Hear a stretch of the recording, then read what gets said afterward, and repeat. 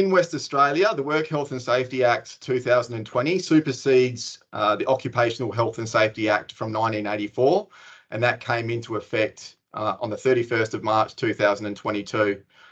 This Act is supported by 3 sets of regulations that all came into effect on the 31st of March 2022 as well, that have and cover general regulations, mines, as well as petroleum and geothermal energy operations. Within those new regulations, any persons conducting a business undertaking who provide personal protective equipment to a worker as a control measure against noise in excess of the exposure standard must now provide audiometric testing for that worker. And within those regulations, the exposure standard is spelled out, and you've got the numbers there, but in essence, if a worker is exposed to, on average, over an 8-hour day, in excess of 85 decibels, or at peak 140 decibels. There were transitional arrangements that actually meant that those audiometric testing requirements didn't come into effect until the 31st of March this year. So that's the Work Health and Safety regulations. Then we've got some changes coming into effect under the workers' compensation system in Western Australia as well. So I'm sure many of you, if not all of you, will know that the new Workers' Compensation and Injury Management Act 2023 will come into effect as of the 1st of July and supersedes the 1981 Act. The 2023 Act is supported by a number of administrative instruments, such as the Workers' Compensation and Injury Management Regulations of 2024. And under the new Act and regulations, there will actually be no more mandatory audiometry testing, because that now falls under the Work Health and Safety regulations. Of note, though, and as well, is the concept of the prescribed noisy workplace that sits under the 1981 Act at the moment. That's going to be replaced in the 2023 Act by noisy employment. So under the new Act, employment is noisy if in the course of employment a worker is or was frequently required to wear PPE to reduce the risk of hearing loss associated with noise exposure that exceeds the exposure standard. And the exposure standard replicates and represents what sits within the Work Health and Safety regulations as well. So there's an important distinction here, as some businesses will now have noise exposures that previously did not trigger obligations under the Workers' Comp Act, but now will. Because previously the exposure threshold under the old Act, or the current Act until 30th of June, for a prescribed noisy workplace was 90 decibels averaged over an 80-hour day. Under the new Act, it'll actually fall to 85 decibels. So please bear that in mind. So what are some of the practical implications of the 2022 Work Health and Safety regulations? Well, there are additional regulations about management of risk in Part 4.1. Within Part 4.1, Regulation 57 imposes a duty upon businesses in Western Australia to manage risks to health and safety relating to hearing loss associated with noise. In addition to that, 58 requires a business to carry out audiometric testing, where a worker is frequently required to use PPE as a control against hearing loss associated with noise that exceeds the exposure standard. Under this regulation, audiometers, audiometric testing procedures and environments are all governed by the Australian and New Zealand Standard for Occupational Noise Management. And this is at play at the moment for audiometric testing. However, under the Workers' Compensation Act, there are different sorts of standards until the 30th of June. The practical implications for the new workers' compensation system is that the new Act removes the baseline and subsequent audiometric testing process that currently sits within the 1981 Act, and therefore preliminary testing by approved audiometric officers is no longer required after the 1st of July. So this is what we've sought to clarify over the past number of weeks, is where does the WorkCover WA audio sit within the scheme, and what is the role of the audiometric officers? That has now been cleared up in that WorkCover WA audios will continue until the 30th of June, but after the 1st of July they won't. Under the new Act, noise-induced hearing loss claims are made under a two-step process that we'll explain a little bit more as we go on. But in a nutshell, the worker attends an audiological test with an approved audiologist first of all. And if there's threshold hearing loss, then the worker will progress to a noise-induced hearing loss assessment with an ENT specialist. So as I said, therefore, with respect to the new Act, the role of audiometric officers will be abolished as of the 1st of July this year. So acknowledging that mandatory audiometric testing now sits within the work health and safety legislative framework, let's just take the chance to summarise key changes to the testing and assessment for noise-induced hearing loss under workers' compensation system in WA. First of all, the concept of a prescribed noisy workplace is going to be replaced with noisy employment. And the 8-hour average noise exposure for noisy employment is lower than it currently is for a prescribed noisy workplace. The baseline and subsequent audiometric testing process is replaced by a two-step process involving an audiological test and a nil assessment. The role of audiometric officers is abolished from the 1st of July, and only approved audiologists and ENT specialists conduct the testing and assessments. Mandatory testing, hearing testing under the workers' comp system will discontinue, and the request for audiological test is initiated by the worker. And only noisy employers are required to pay for audiological tests and/or nil assessments, and not more frequently than every 2 years.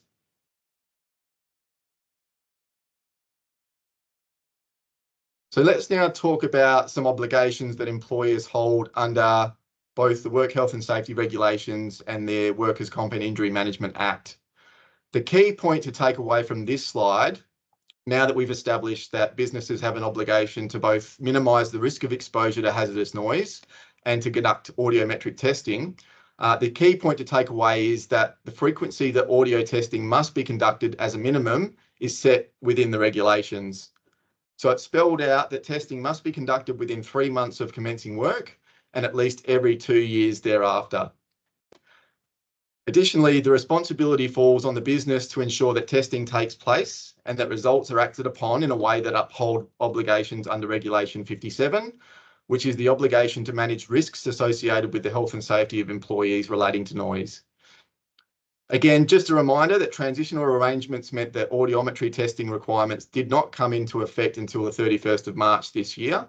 However, they are now well and truly in play. Okay, and if we talk a little bit about employers' obligations under the Workers' Comp and Injury Management Act, the new Act coming into place on the 1st of July, transitional arrangements require that the 1981 Act requirements for audiometric testing continue until the 30th of June. This means that businesses will still need to continue with WorkCover audios for preliminary testing until that time. In addition to that, we are still required to lodge records of preliminary audio testing conducted up until 30th of June in WorkCover WA's online system, which also means for those of you that work with us, we'll continue to communicate our reporting requirements to confirm employment status with your workers so that we can lodge those records in the system. And WorkCover have given us access to the WorkCover WA online system up until 3 months following the 1st of July 2024 to make sure that we've got time to lodge any testing records that are conducted up until the 30th of June.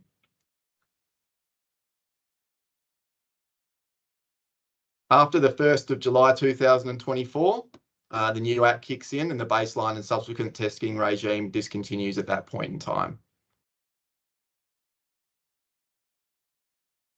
Okay, next up, this is actually a really important slide for my mind. When we attended a workshop with WorkCover WA a few weeks ago on these changes to noise-induced hearing loss, there was a lot of discussion around the claims process, but probably more specifically around the apportionment requirements and processes under the new Act. So I thought it would be good today to talk to that, but also to talk about how both the Workers' Comp Act and the Work Health and Safety Regulations interrelate at this point of apportionment. So first of all, I'll just go through the claims process. So under the new Act, as I said before, the worker initiates the process So they initiate a request for an audiological test with an approved audiologist. And as I mentioned before, only noisy employers are required to pay for that audiological test. And they're not required to pay for that test any more frequently than every 2 years. Upon the audiological test, if a hearing loss is demonstrated in excess of 10% or 5% for subsequent claims, then the worker can progress to a noise-induced hearing loss assessment. So that NIL assessment is conducted by an ENT specialist. Now, as part of that assessment, the ENT specialist needs to make a determination as to whether various employers in the worker's employment history contributed to the noise-induced hearing loss. I've included on this slide here a bit of a snippet from the approved NIL assessment form that WorkCover WA have released down the bottom of this slide here. And I don't know if you can see on the right-hand side there, there is a column that is labelled contributed to NIL, where essentially the ENT specialist will list all employers in the worker's employment history and make a determination as to whether those employers contributed to the worker's noise-induced hearing loss. Now, we have also confirmed with WorkCover WA that the ENT specialist can request records from the worker's latest employer, the worker's latest employer's insurer, but also the worker's historical employers and employers' insurers to make their clinical judgment findings around whether an employer contributed to NIL. So just bear that in mind for now. We've also checked with WorkCover WA that ENT specialists may at their discretion request various records relating to noise exposure and hearing loss, including any historical audiometric testing that's been conducted. So this is where we see an interplay between the Work Health and Safety legislation or regulations, as well as the Injury Management and Workers' Comp Act. So once the ENT specialist does their thing and completes the NIL assessment and completes the assessment report, again, if there is in excess of 10% hearing loss or 5% for a subsequent claim, the worker can lodge a claim for noise-induced hearing loss. Now that claim is made against the last noisy employer listed on the NIL assessment report. So that last employer essentially needs to process the claim with their insurer.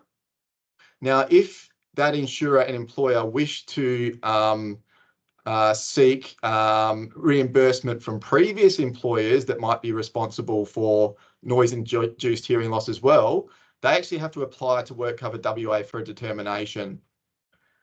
Now, if it gets to that point, what WorkCover WA will do is they will make a determination on apportionment based on the fact that NIL occurred on an equally cumulative basis over the period of noise exposure. So what that means in practice is a worker has a 10-year employment history and worked for employer A for 5 years and worked for employer B for 5 years. And if both of those employers were liable for the NIL, if it gets to WorkCover WA's determination, they will hold each one of those employers 50% responsible for the liability for NIL. And so this is where we at Kinnect think that comprehensive record keeping is of utmost importance when it comes to these potential future NIL claims.